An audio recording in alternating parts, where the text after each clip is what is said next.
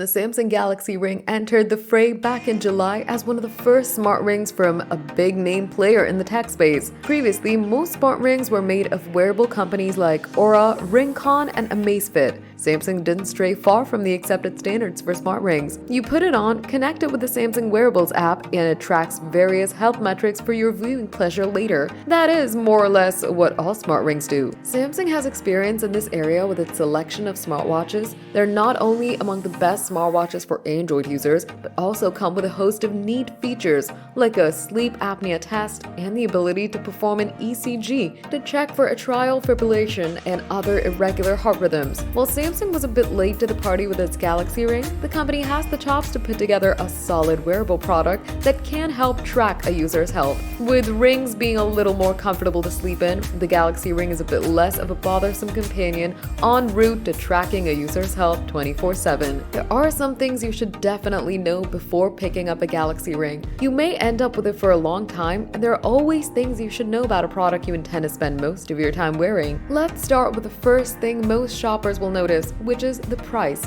The Samsung Galaxy Ring retails for $399.99, which is a fair bit more expensive than its competition. For reference, the Amazfit Helio Smart Ring costs $199.99 on Amazon, the Rincon runs for $279 when it's not on sale, and the Ultra Human Ring Air and Aura Ring 4 run for $349 each. That puts Samsung on the top of the pile in terms of cost, albeit not by very much. You may be able to catch it on sale for Black Friday, but that's up in the air since the Galaxy Ring is only a few months old as of this video. The Galaxy Ring seems to hold its own. In a review of the Galaxy Ring, we noted that the ring had excellent battery life, a thin and comfortable design, and a pretty sweet charging case that we'll talk about later. While the ring is rather expensive, it does do the job rather well. One of the biggest detriments to the Galaxy Ring is that you almost require other Samsung devices to use all of the features. You'll need a smartwatch and Samsung smartphone to get every possible feature.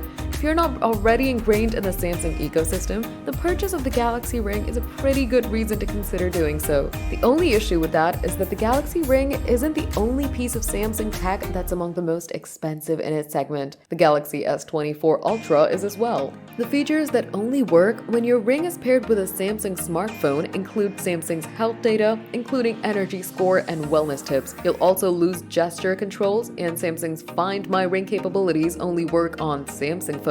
In addition, the Galaxy Ring doesn't work on iOS at all, unlike some of its competitors. Now, if you opt into Samsung's ecosystem, you get some pretty neat features, one of which is the gestures control. To use them, simply double tap on the Galaxy Ring, similar to how Apple users do with the Apple Watch Series 9. They're lightly configurable in the Galaxy Wearable app that you can download from Google Play, but should be included on every Samsung smartphone by default. For the most part, you can enable or disable the included gestures, and that's about it. There are two gestures that you can activate. The first lets you double tap to dismiss alarms. It does exactly what it says, and the other lets you take pictures. This one works once your Samsung smartphone camera is open. You double tap the ring and the phone will take the picture. Generally, people have a favorite finger to wear rings. Often it's the third finger, commonly referred to as the ring finger. In general, you can wear your Samsung ring on any finger that you like and it'll still work fine.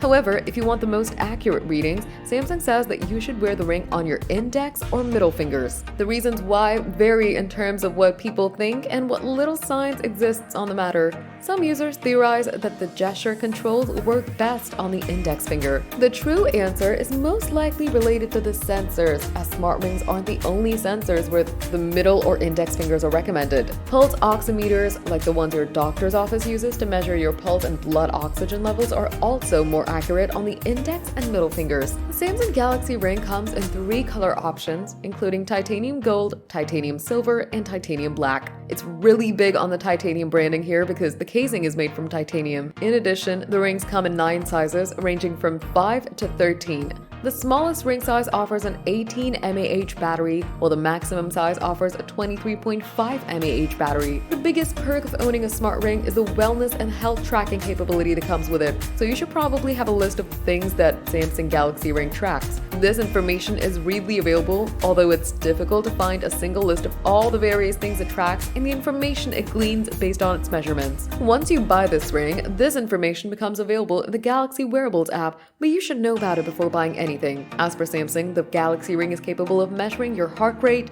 blood oxygen, skin temperature, and can detect when you're walking and running. Using these metrics, Samsung calculates a number of things, such as your energy score, sleep quality, stress levels. It's not quite as in-depth as something like a Galaxy Watch, which can do ECGs and calculate things like your age, or advanced glycation and products index, which can detect byproducts that build up in the body that can show how fast your body's aging. But overall, the ring does quite well. We've talked about a lot of features of the Galaxy Ring, from what it measures to its gesture controls and various colors and sizes. While the price tag may be a bit high for some folks, and the Galaxy Ring being locked into Samsung's ecosystem may be a bummer, there's still a silver lining in all of this. Once you buy the Galaxy Ring, you don't have to make any additional purchases to get its features to work.